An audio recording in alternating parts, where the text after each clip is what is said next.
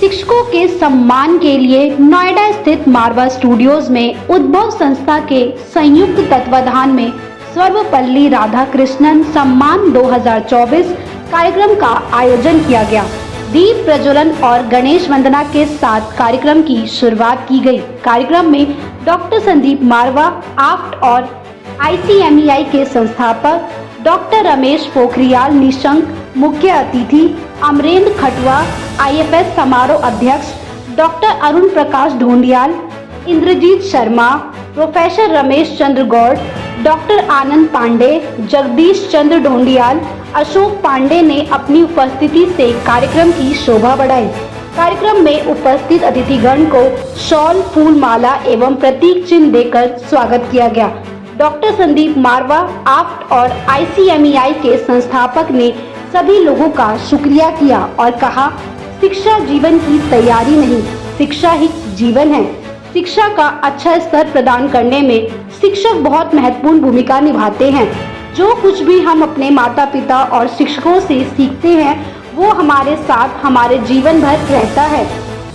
वहाँ मौजूदा अतिथिगण ने जीवन में शिक्षकों के महत्व पर जोर डाला और समाज के लिए बेहतरीन काम करने के लिए प्रोत्साहित किया।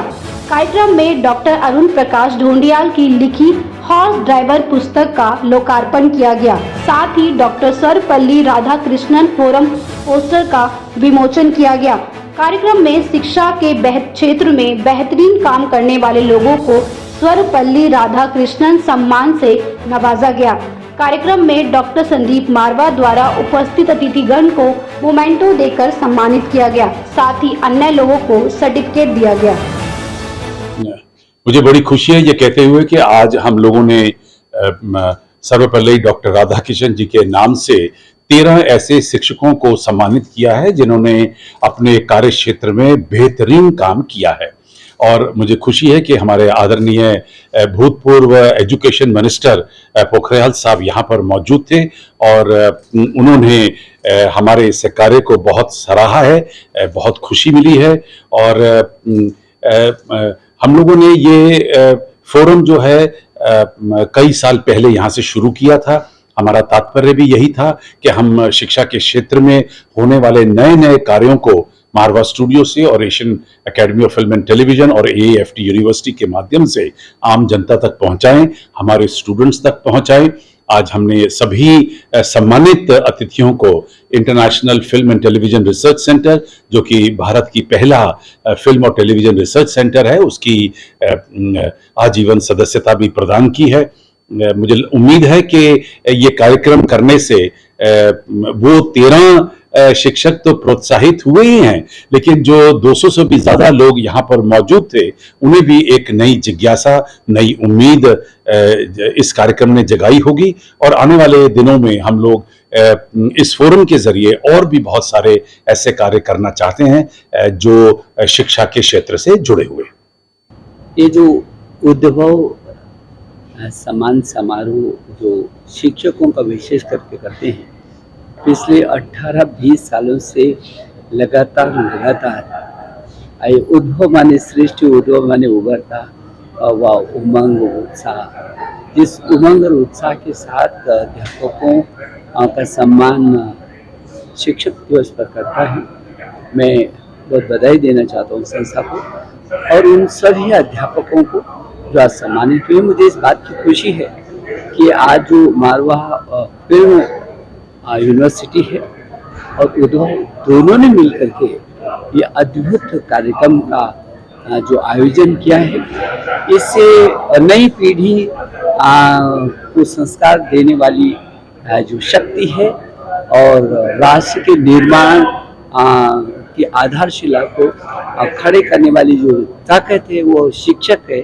और इसलिए राष्ट्र निर्माण की जो आधारशिला को तैयार करने वाला शिक्षक है, उसका सम्मान हो, इससे बड़ी कोई चीज़ नहीं हो सकती है। और ये जो अवार्ड दिए हैं ये बहुत अच्छा अवार्ड है। एंड मंत्री, पूर्वतन मंत्री निशंक साहब जो बोले वो भी एग्जैक्टली वही चीज़ें बोले कि हमारा कंट्री में टीचिंग को रिस्पेक्ट देना बहुत ज़रूरी है और टीचिंग को स्प्रेड करना और जरूरी।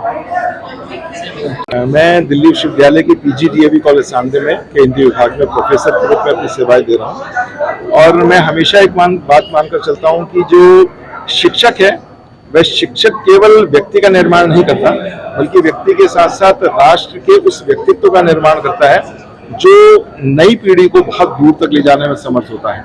और एक और बात समझता हूँ कि हम किताबें नहीं पढ़ाते, हम जीवन की शिक्षा देते हैं। और यदि किसी ने उस शिक्षा को ग्रहण कर लिया तो वो बुद्ध बन जाता है, और यदि उस शिक्षा को प्राप्त नहीं कर सकता तो वो जीवन भर बुद्ध ही रह सकता है।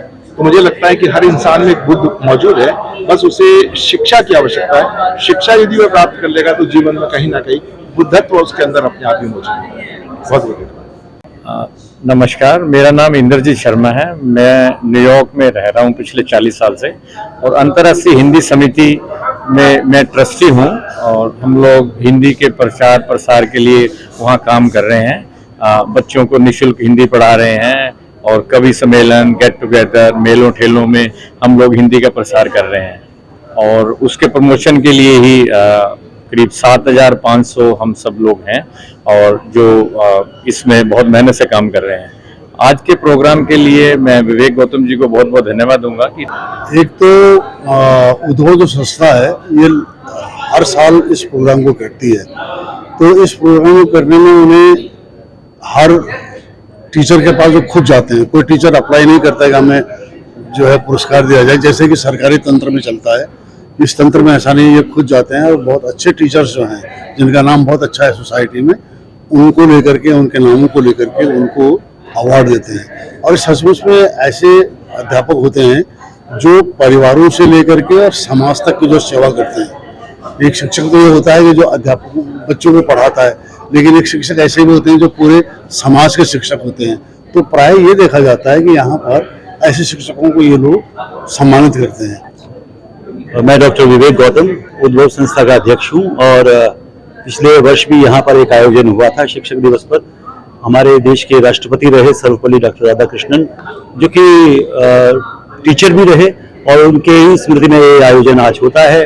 5 सितंबर को उनका जन्म हुआ था एक्चुअली, और बहुत बड़े फिलोसफर थे, बहुत बड़े दार्शनिक जिन्हें हम कहते हैं। और दर्शन का अर्थ यही है कि जो सामान्य लोग नहीं देख पाते उसके परे जाकर दृष्टि से देख लेना, वही दार्शनिकता है। तो उन्होंने भारतीय संस्कृति, सभ्यता और इसके मूल्यों को जो प्रतिष्ठापित किया पूरे विश्व में अपने वक्तव्यों से, अपनी किताबों से। और अगर आप एजुकेशनल इंस्टीट्यूशंस में देखें, या जो लोग DLED करते हैं या M.Ed करते हैं, उसमें बहुत सारी जो फिलॉसफी है वो डॉक्टर राधाकृष्णन की है। उनकी डेफिनेशंस हैं, उनके एक्सप्लेनेशंस हैं, बहुत सारी बुक्स हैं जो दुनिया को रास्ता दिखाती हैं, आने वाली पीढ़ी को रास्ता दिखाती हैं। तो इस अवसर पर आकर बहुत खुशी होती है यहाँ मारवाड़ स्टूडियो में, विशेष रूप से, क्योंकि यहाँ एक अलग एनर्जी है, जैसा मैं पहले भी कहा था, और एक अलग आनंद आता है।